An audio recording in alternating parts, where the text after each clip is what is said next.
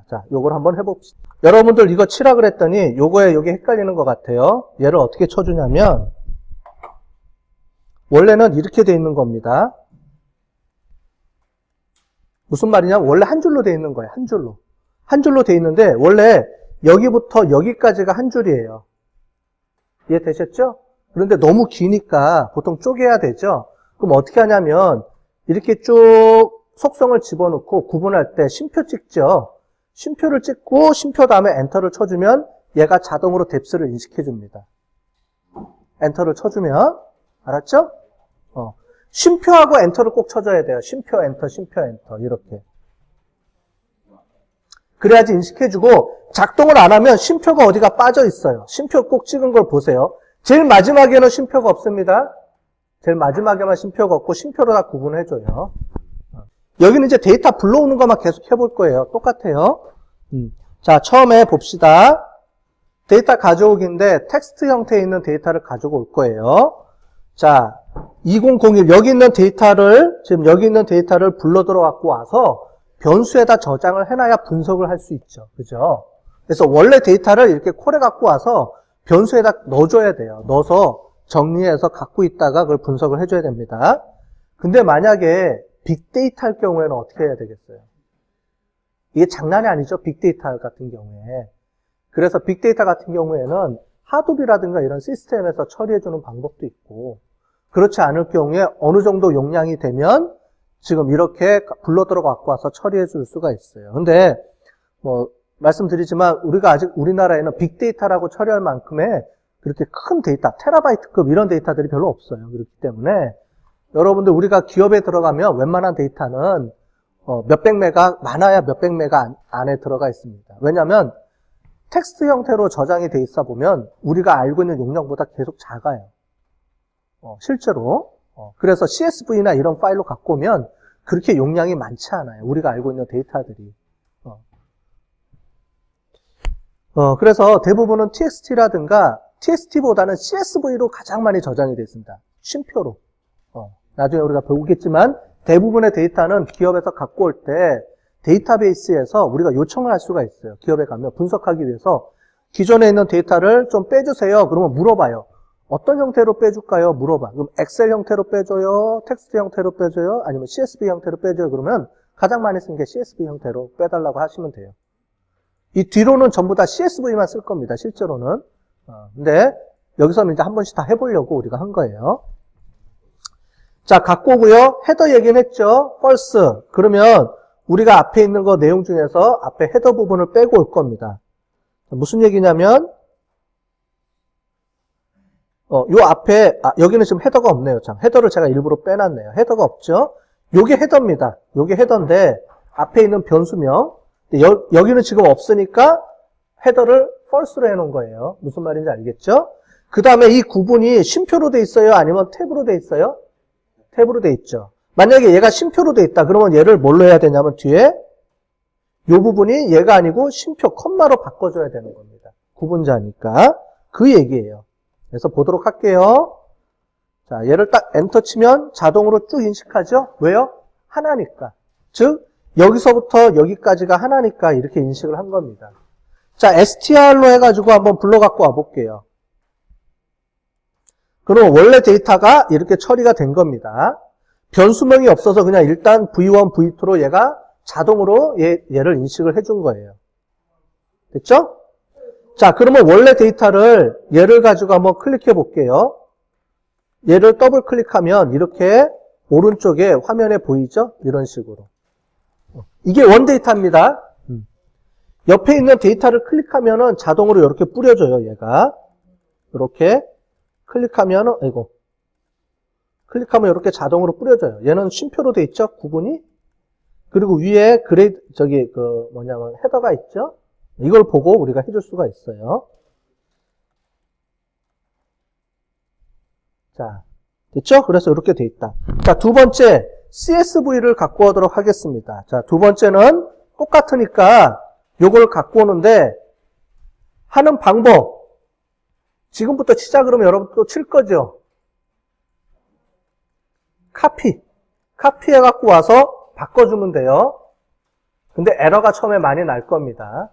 자, 저 같은 경우는 이렇게 갖고 와서 요걸 보고 얘를 CSV로 바꿔주고 리더 테이블이 아니고 요거를 CSV로 바꿔주고 얘도 CSV 그 다음에 헤더는 true니까 true 아니면 t만 적으면 됩니다. false는 F 대문자만 해줘도 돼요. 그 다음에 separate는 기본적으로 전부 다 CSV는 무조건 컴마니까 필요가 없죠. 얘를 빼주고요. as string, as first, factor도 앞에 우리가 헤더가 있었죠. 그러니까 factor도 의미가 없으니까 얘도 빼주고요. 요렇게 끝. 이런 식으로 앞으로 우리가 프로그램을 코딩하면은 계속 반복이 일어나요. 그래서 프로그램을 짜는 거는 어떻게 짜냐면 처음에 개발할 때, 제일 처음에 배우고 개발할 때 처음이 힘들어요. 왜냐하면 다 쳐야 되니까. 그런데 두 번째부터는 뭐냐면 전부 다 카피해 갖고 와서 변형을 해주는 거예요.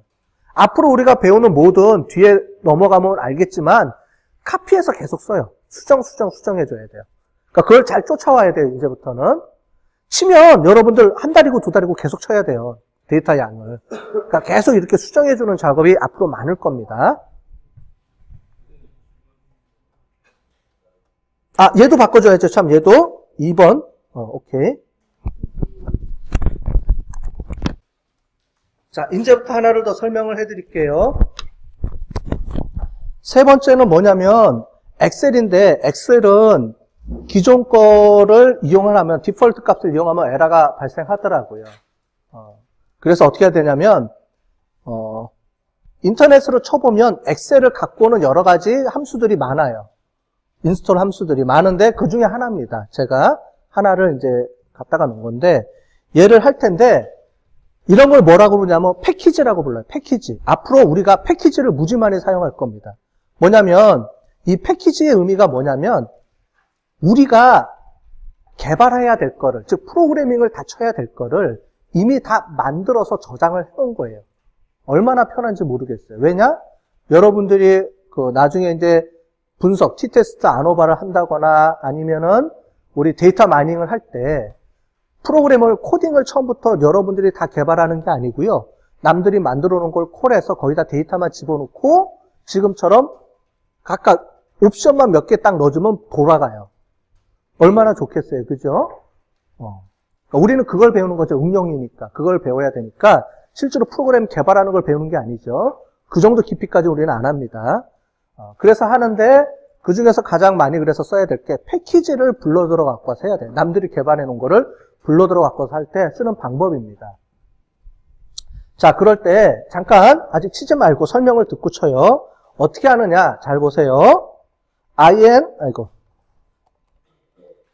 인스톨하고 점을 찍으면 뭐가 떠요? 자동으로 뭐가 뜨죠? 여러분들 아마 치면서 보신 분들이 있을 거예요. 얘가 뭐냐면 자동으로 거기에 들어가 있는 인스톨이라는 명령어에 들어가 있는 메소드들을 뿌려줍니다. 이런 게 앞으로 계속 나올 거예요. 앞으로 계속 나옵니다. 그러면 이 안에 저장되어 있는 것 중에 우리가 사용할 수 있는 거가 리스트를 이렇게 제공해 주는구나. 편하게 작업할 수 있도록 만들어주는 겁니다. 됐죠? 이게 프로그래밍을 할 때 만들어주는 이런 에디터라고 부르는 거예요. 에디터.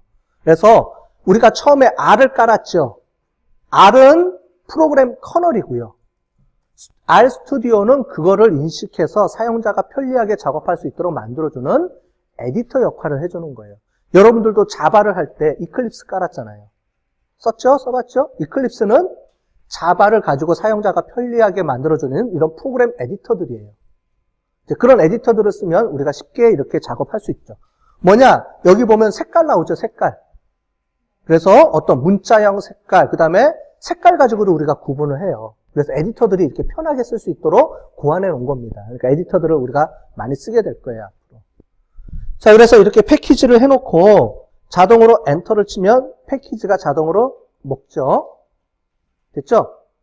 아니면 이렇게 엔터를, 이렇게 스페이스를 누르면 아래 위로 왔다 갔다 합니다. 여기에 뭐라고 쳐주냐면 따옴표 하나보다는 보통 따옴표 2개입니다. 자, 요렇게 치는 거예요. 치고 하나보다 2개를 씁니다. 많이. 엔터를 딱 쳐주면 자동으로 인스톨 되는 게 보여지죠. 밑에 보면 어떻게 알 수 있느냐? 빨간색으로 되면서 뭐가 막 처리가 되죠? 그러면서 위에 보면 여기에 빨간색으로 표시가 돼 있습니다. 이때까지는 여러분들이 뭘 하면 안 돼요. 마음이 급하다고 뭘 자꾸 하는 사람이 있어요. 그럼 어떻게 다 끝나는 줄 아느냐? 뭐가 지금 막 작동하면서 움직이죠? 가만 놔둬야 돼요. 그러면 제일 마지막까지 다 가면 뭐가 나오냐면, 뭐가 나오냐면 이렇게 제일 마지막에 뭐가 떠요? 이걸 뭐라고 하냐면 프롬프트, 커서라고 합니다. 프롬프트가 딱 꺽쇠 프롬프트가 딱 뜨거나 꺽쇠 또는 프롬프트가 딱 뜨면 이제 끝났구나. 얘가 안 뜨면 계속 작동하는 거예요. 하다 보면 저기 안 뜨는 경우 무지 많아요. 가만히 있는 것처럼 보여요. 그런데 그 안에서 지금 계속 설치가 되고 있는 상황이에요. 그러니까 이 상태에서 뭘 작업하잖아요. 그러면 이거 왜 작동 안 되지? 작동 안 되지? 초보자들이 계속 물어봐요. 그러면 저 꺽쇠가 떨어질 때까지 기다리라 그래요. 안 그러면 나중에 막 이게 복잡하게 꼬입니다. 항상 중요한 게 꺽쇠가 떨어질 때까지 무조건 기다린다. 이렇게 보시면 되겠어요. 됐죠? 그렇게 해서 요거를 작동을 해봅시다. 나머지는 똑같아요. 요걸 쓰는 게 아니고 우리가 요걸 써봅시다. 그 다음에 두 번째, 라이브러리라고 해서 얘를 설치했으면 얘를 갖고 와서 이 RStudio가 인식할 수 있도록 해줘야 돼요. 그걸 우리가 뭐라고 하냐면 라이브러리라고 해주는 겁니다. 자, 그럼 얘를 껐어요. 껐다가 다시 다시 이제 작업하려고 또 다시 켰어요. 그러면 라이브러리를 해줘야 될까요? 말아야 될까요? 라이브러리는 한 번만 해주면 끝인가요? 아니면은 우리가 프로그램 코딩할 때마다, 그러니까 이 R 프로그램을 그러니까 다시 불러올 때마다 해야 될까요? 그렇죠. 인스톨은 한 번만 해주면 끝나요. 인스톨은 내 컴퓨터에 아예 깔아버리는 거니까 한 번만 끝. 그래서 어떻게 해주냐면 한 번 설치한 다음에는 뒤에다가 이렇게 주석 처리를 해주는 겁니다. 나중에 내가 또 잘못해서 요거 또 한 번 또 이렇게 연습하고 싶을 때 에러, 이렇게 또 계속 설치가 이루어지니까 안 되겠, 그러면 이제 시간이 길어지죠?